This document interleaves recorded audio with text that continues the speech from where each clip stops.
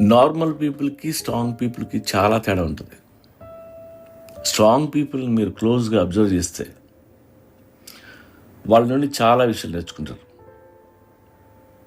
strong people ఎప్పుడైనా hurt అయితే గట్టిగా అడవరు, అన్యాయం జరిగిందని అరవరు, ఎవరితోనూ యుద్ధం చేయరు, జరిగిన దానికి ఎవరికి ఏమి సమాధానం చెప్పరు, కంప్లైంట్ చేయరు, ఎక్స్ప్లెయిన్ చేయరు, ఎక్కువ డ్రామా చేయరు, ఎవరి అటెన్షన్ కోసం ఎదురు చూడరు, ఎవరి మీద ఎలాంటి కోపం ద్వేషం పెట్టుకోరు,